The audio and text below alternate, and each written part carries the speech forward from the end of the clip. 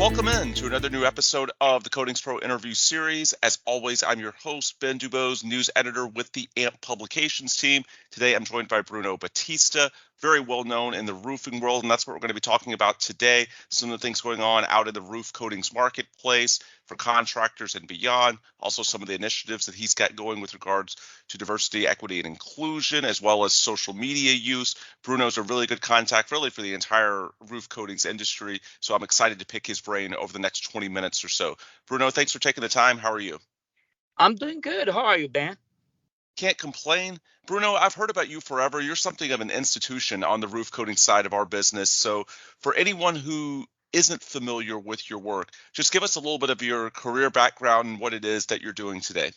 Well, I have a long history in roofing. I've been doing roofing my entire life. I'm a third generation of roofing.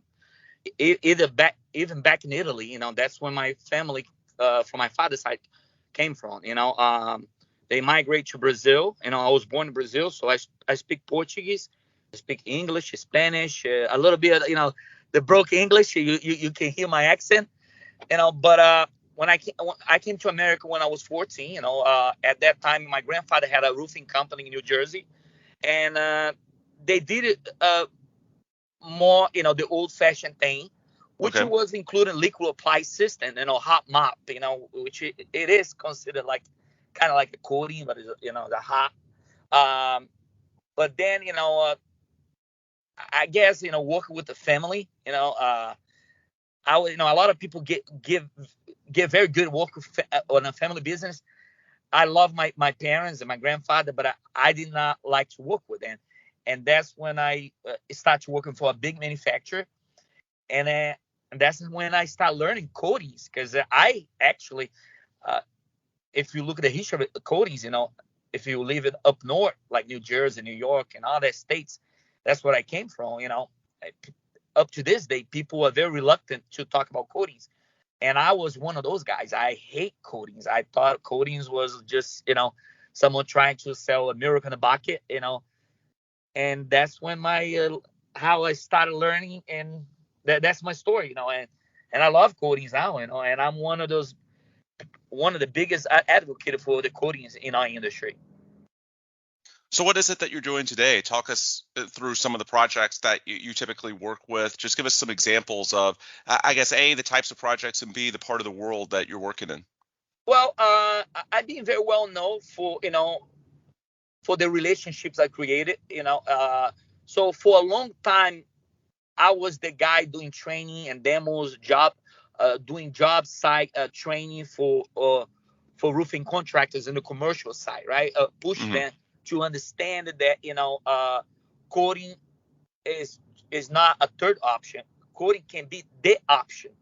Uh, so for a long time, I worked for manufacturers like Tremico, like Tropical Roofing Products, American Standing Coatings, IB Roof System. They created a new division of coatings. So I was the guy that started pushing to roofing contractors nationwide, brand awareness of IB coatings.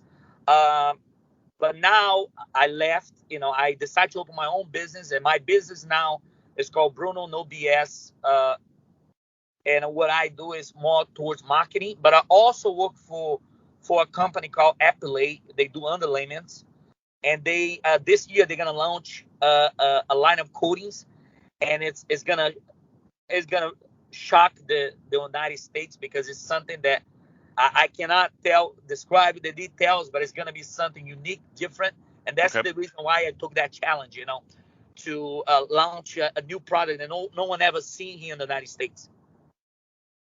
What are some of the challenges that you see in the marketplace that led to that? When we talk about developing a new product, a new technology like that, clearly it's in response to a market need. I know you don't want to give away the farm in regards to the specific details of it, but just talk, if you could, about some of the challenges that you've seen in the marketplace that led to you wanting to innovate in this regard.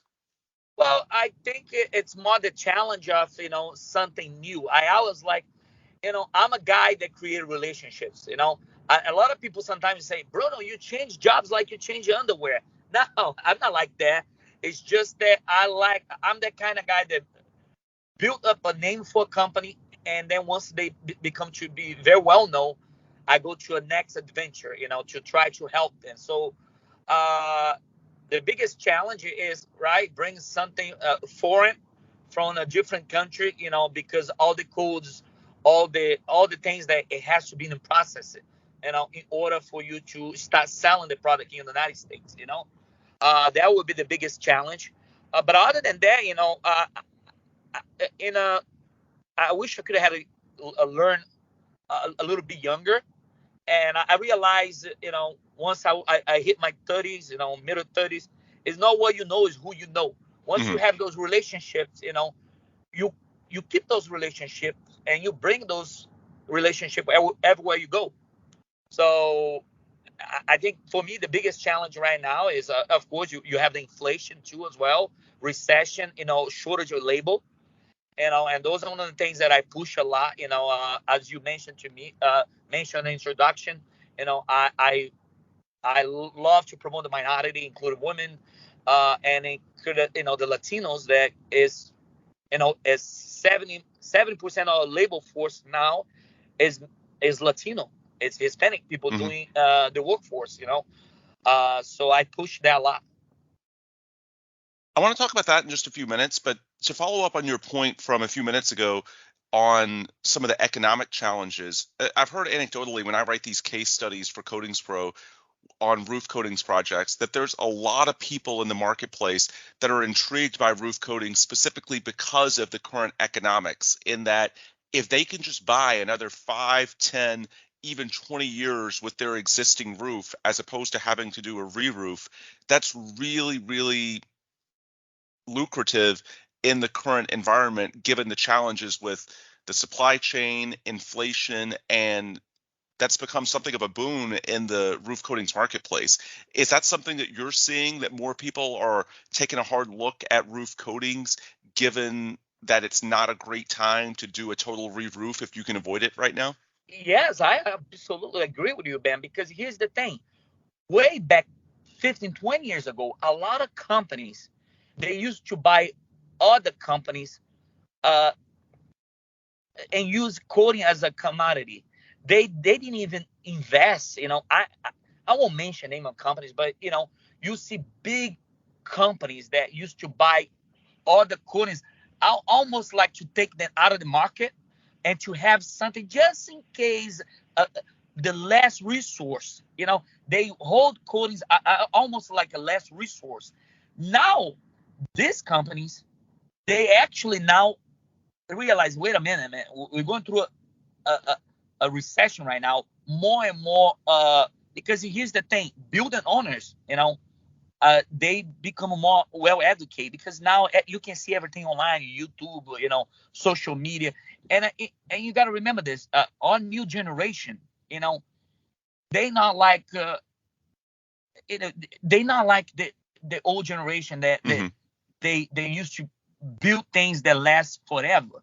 All right, it's not trying to criticize products or anything like that, but the reality is, the new generation right now, all they think is they might not want to be in the business of the family. So maybe the family, own several buildings, and what they want is like a short solution, or a quicker solution to maybe sell the business, and that's when coding. I can see now coding is growing even more because of that, because the mentality of the new generation is that, let me get something that I can use so I can sell the business and pass to, a new building owner that wants that business. But the reality is, like you say before, a lot of those big corporation, big companies right now investing a lot in doing webinars, training people. So there's a lot of things going on, and I'm so happy because 5 years ago, 6 years ago, you won't see that, and I guess it was a perfect storm, right? The COVID-19, then the economy, the obstacles we have right now with the government. It actually help people take a second look in coatings and realize it. Wait a minute, coding, it is a good thing. It is not just an option. It Hmm. is something that we can use not only to help the environment too, but the profitability, you make money, you make good money too. You know, you got to think about it. If you have to put a retrofit, put a new roof together, you know, you you cannot use three, four guys. You need to have an entire crew to do a single ply job. Why with coatings, you can do it three, four guys. One guy on the, if you spraying, one guy on the downstairs taking care of the sprayer, and two, three guys, doing the details and spraying, and you finish that in a way much, on a single ply job that can take a month and a half, you know, on a cutting job you can finish in a week, 2 weeks. Yeah. And another trend that I've heard along those same lines, of course, you've still got your traditional coatings, your acrylics, your epoxies, but you're also seeing more clients that are open to investing more on the front end once they go the coatings route with some of these newer technologies, because, of course, it's not just about the initial investment cost for the weeks that you're doing a project, but if you can buy a few more years with the right product, the right application, then ultimately that's going to pay for itself on the back end as well, because you don't have to, get the next job done in, say, 5 years. Maybe you can push it to 10 years. Of course, it's going to vary from roof to roof, but there seems to be a growing awareness, at least from the people that I've talked to, that the investment is not just about the front end, but about the back end as well. Is that something that you see, I guess, number one, when you talk to your clients? And number two, is that something you're thinking about when you develop products, like you were saying earlier, that what you're looking to roll out in the coming months? Yes, I do agree with you now that people are seeing more, they invest in new technologies. You got to remember, silicone is still something relative new. Right. Even thought, it being in the industry for a long time, but it took people out of, I remember, 10 years ago, you wouldn't hear much about silicone. You would hear like companies like GE and Geico.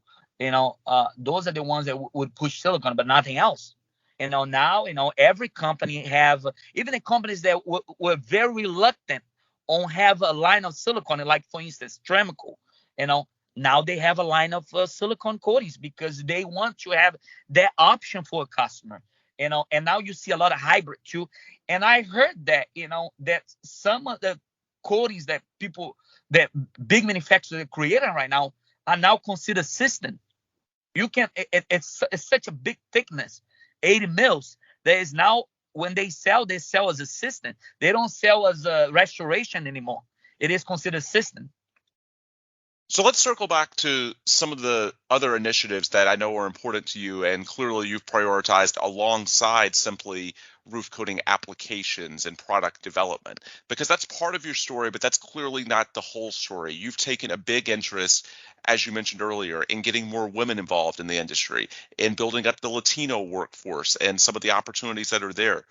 Where did that start for you in regards to your interest in using your platform, not just for the technical sides of the business and certainly the economics, but to, improve opportunities for the next generation? Where did that start, and what are some examples of things that you've done on that front over the last few years? Well, it start when when a lot of, there was when it comes to women, right? There was a lot of women that was reaching out to me because at that time I was well known in the industry, and they reaching out to me, complain about harassment, uh, uh, about bosses and all that kind of stuff, and it made me feel like, I felt the pain because I'm an immigrant, and the same thing goes to the Hispanic people. In one point, I was illegal in this country, so I know the pain,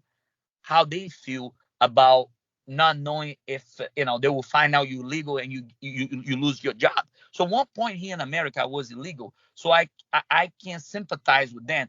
And then once you start to realize, when you start to get to know big corporation, big headquarters, there's a lot of people that wants to help, but there's a lot of people that is still reluctant. If you take a look at it, you see a lot of, I'm not gonna mention names, but you see a lot of head CEOs of big roofing companies and CEOs of big manufacturers, you see more and more Latinos take over on certain jobs, but it's still not in the executive level. When you look on the page of big companies, all the executive levels, you know, it's almost like a good old boys club. You know, there's a lot of nepotism and passed to family, and you don't see much of diversity. Even though right now diversity is such a sensitive topic, but I seen that a long time ago, and you see a lot of things happening right now since 2019, 2020, 21, 22, but it's still not enough. It's still, a lot of times it's almost like a fish bait thing. They Hmm. promote someone on a high position just to make them feel special. But I know they could accomplish way much more. They could be an executive board level. And I don't see that still happening. Hmm. So as long as I'm alive, I'm gonna be preaching, I'm gonna be using my voice to defend and promote women, to promote the minority. And when I say minority, it doesn't necessarily need to be Hispanic people. It could be, a handicap, a veteran, someone with disability, even, and it doesn't necessarily be colored to, because there's a lot of people that, white, black, doesn't matter the color, that they don't have they they came from the inner city, and they don't have the opportunity that a lot of times, it's not present to them, because maybe, like I say, maybe they came from a countryside. They, could be a white person, right? And they have a Hmm. strong accent, and then people already, stereotype because of the accent that the person has. Same thing with me. When people hear a lot of times, they stereotype, you know uh but a lot of times I don't think it's more towards racist. It's more towards the ignorance of not knowing Hmm. the cultural level of certain things. Right. For instance, a lot of people, when they talk to me, they automatic, because I have a Hispanic accent, they think I'm Mexican. you know I'm not Mexican, and I'm from Brazil. Brazil speak Portuguese. We don't even speak Spanish. So that is the a lot of times is a cultural thing, that it's not necessarily like a racism. It's just like the culture ignorance of certain people. Hmm. Well, and I think a way to break through with the message, you mentioned that the executive and leadership opportunities are important, and they absolutely are. But it's also important on the lower levels as well, especially when we talk about opportunities with women, because when you look at the workforce development challenges that everybody is talking about for really the foreseeable future, at least the next 10 years, there's only so much you can do when you play within the same box that this industry is used to, as opposed to if you start targeting people outside of your traditional demographic to potentially join this industry, be it again, entry level, but also it scales all the way up to executive and leadership positions all the way throughout the chain. Then one way to address the shortage, a lot of people talk about automation, and that's important, wherever possible. But in terms of actually getting more human jobs to fill that workforce shortage, then there's a ton of benefits to expanding your horizon and targeting demographics that you haven't in the past, right? That's what I'm uh, thinking really makes sense when you go down this road. yeah, absolutely, I agree with you. Yeah, we definitely need to explore and give the opportunity, because uh a lot of times, like I say, and a lot of times there's a lot of almost hypocrisy, that you hear a lot of companies, oh, let's promote trade, trade school, blah blah blah, Hmm. but they only talk about trade school on the physical force, Right. because when it comes to and you can go on the websites, they ask someone with a PhD or or a bachelor's degree on this and that. Look, I don't have any. I have associate degree. That's it. But I know people that they don't have any degree whatsoever, and now have a company that worth millions and millions and millions of dollars. So a lot of times you see that, the hypocrisy of They want to promote the trade, but they put on the jobs that, I know people can do it without the degree, but they put in a degree, and what is that? Doesn't Yeah, make understood. sense. You're trying to promote the trades, but then you put a job that anybody could do it, but you make sure you mention with degree, you know, Hmm. or you almost give that chance sometimes for that person that have degree rather than have that person that have the experience, and that it's not right. I know you're pretty active in the association world as well with some of these initiatives. You've worked on committees with the National Roofing Contractors Association, NRCA for short. I know you've done stuff with FRSA, the Florida Roofing Sheet Metal I, Contractors Association. yeah. Obviously, I work with AMP, Association for Materials Protection and Performance. We're trying to get more in the coatings contracting world, represent those guys as part of the SSPC crowd now that NACE and SSPC are merged. And of course, that includes roof coatings contractors. What can these types of associations do to sort of steer the industry on some of the initiatives? What can you do just looking at it from a more broad, holistic level? What's the role for associations in this process? Stop with the politics. Stop with politics. It's very stressful that someone come with idea and those ideas take forever to take place. Mm, And you gotta realize that you're gonna end up losing space because people start to get tired of, because those old organizations, they have one way to think. And if you don't have the diversity, and when I talk about diversity, like I say, the diversity, it has to be together with the inclusion. If you don't have that, you miss the point on have the opportunity of communicate with the new generation. And that's what I see, that they look. My father used to say, the hell is full of people with good intention.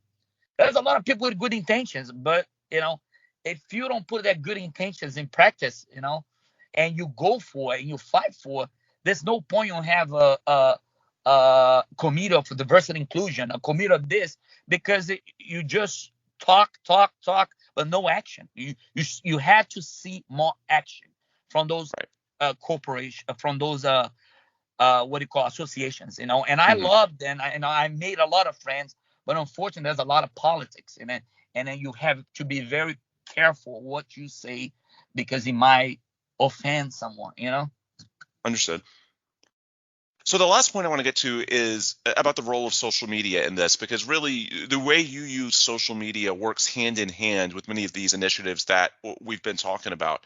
I guess a place to start the social media discussion, what platforms are you on? Talk a little bit about the audiences that you've built, because you've done things that a lot of roof coatings contractors don't typically do and found a lot of success in that world.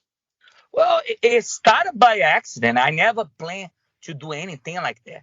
What I did, it was, as a matter of fact, I was looking for, again, uh, when I talk to you, about giving opportunity on executive level, on a high level position.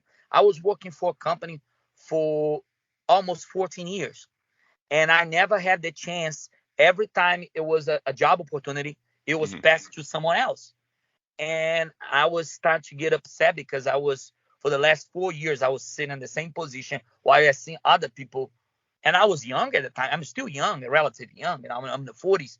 But I seen other people that has less qualification than me get promoted, or get the job.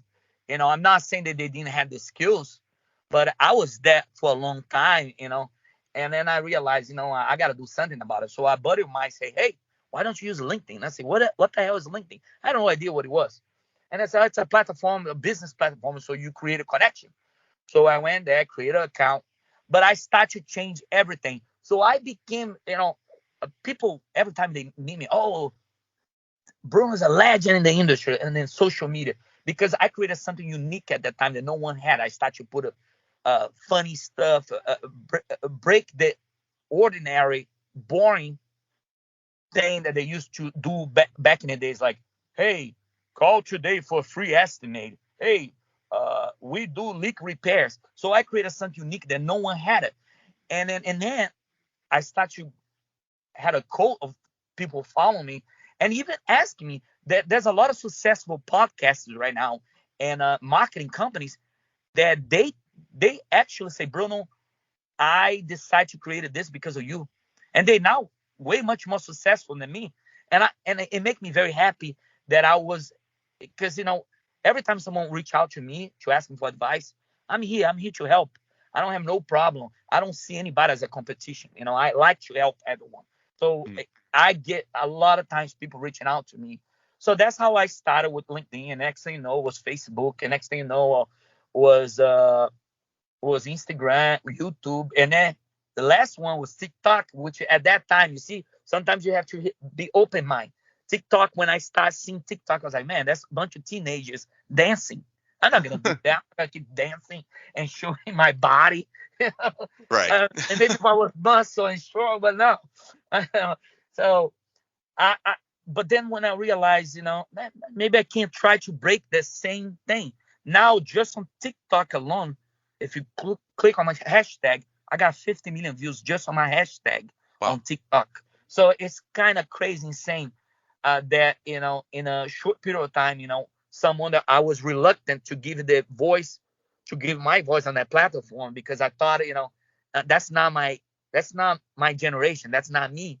But I decided to achieve and target the young people that now is glued to TikTok, and it's working fantastic. Mhm. Obviously, the platform that a given contractor might vary depending on what his needs are, what his target audience is, also what resources that he or she may have. But just generally speaking, what are contractors doing with social media? Or I suppose, what more should contractors be doing with social media that they aren't now?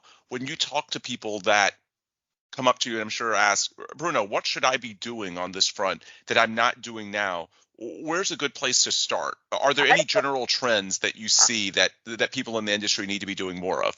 I always tell people, because they ask me, Bruno, I want to do something like you. I say, just be yourself. A lot of people are camera shy. If you're camera shy, maybe there's someone around your group of people that they are not camera shy. Let them Hmm, shine. Give them the opportunity for them to shine. It doesn't mean necessarily to always be the boss, the CEO that has to be the spotlight. Can be someone else. And a lot of times, they don't see that as a value. Could be one Hispanic guy that having a broken accent like mine that will sunshine and give the voice for other people to see and hear. You know, so for example, on LinkedIn, if you want to create a relationship, LinkedIn is the best platform for relationships. If you want to find label a creator and create a group of followers that will listen to you, and they will not have any filters, it will be Facebook. And if you want to have someone more towards the young generation, I would say TikTok will be the best way to bring awareness in a funny way. So every platform has some good on it. They have bad on it. Like for instance, on Facebook. And Facebook, they have a bunch of groups, right? I have my own group right. there, and there are groups that as soon as you talk about codings, they curse me out. They actually, some of them, they block me because I was telling coding, oh, coding is not this and that, f you, blah blah blah, and they block me and remove me on the platform. You know, so it all depends what kind of platform you use, and you got to be very selective on and choose words on each platform. You know, or same thing with TikTok, right? I have a segment that called Ocean's Nightmare. Ocean Nightmare is a very success in on LinkedIn, and they're very successful on Facebook. But when I put on TikTok, they actually banned my account. I had to create another account Wow. because they say it promotes violence or challenges. But now, Ocean Nightmare, when I created, is to bring awareness of why people doing wrong that could prevent them to fall. Because as you know, roofing, my industry, my sector, is one of the top, most dangerous profession in the United States. You know, so but now I'm more careful, right? I had to create a new account, and on that account, I don't put Ocean's Nightmare anymore because I know someone would think it's a promoting violence or challenge or dangerous challenges. No, Hmm. but my point of view was to bring awareness of safety, or lack of safety that people were doing, Hmm. but they misunderstand, and you have to go by the rules of each platform. Yep. Yeah, that's pretty useful perspective. You have to play by the rules, even if, in many cases, of course, they're not going to be applicable to the specifics of a given situation. At the same time, they may not have the resources to fully investigate that. So you have to be Yeah, wary of exactly and exactly who you're getting into bed with, right? yeah, and if you look at it, for instance, let's give an example on on LinkedIn. If you start putting anything political, you Hmm. might get it might not like. On Facebook is a little bit different. You see more political views. People will tell if the Democrats they will go and say, if the Republicans they will go and say, but they know in the business world, those two cannot be go hand to hand, because especially right now that is so much you know uh, fight between Republicans and Democrats, and it's kind of sad because by the end of the day, I can care less. I will vote for what I think is best for my country, you know, and that's what I wish everyone will look and see it. Let's forget about Republican Democrats. Let's vote for who is the best Hmm. for the country, or for what profession, whatever it is, and but that's on Facebook you see more politics, For more raising voice, not so much on LinkedIn and TikTok. You can't, because you'll be banned too as well. sure. Yeah. All right. Well, folks, that is Bruno Batista. Just such a great resource in the roof coatings world for contractors and beyond. For anyone listening to you, Bruno, that wants to potentially learn more about these initiatives or perhaps get in touch with you, how can they reach out or learn more about you? Well, it's very simple. Hashtag Bruno no BS. There we You go. go and look at me, and you'll find everywhere. Even if you Google search and Bruno no BS, you'll find a bunch of pictures of me and stuff like that. Sounds good. Hashtag Bruno no BS. There you go, buddy. All right. Well, that's where we will bring this to a close. For Bruno, I am Ben Dubose. Thanks as always to you for listening. If you want more resources from us at Coatings Pro Magazine or AMP, just go to coatingspromag.com or amp.org. And you can also follow us on social media, both the magazine and the association. Again, for Bruno, I'm Ben. Thanks for listening, and please come back soon for another new episode of the Coatings Pro interview series.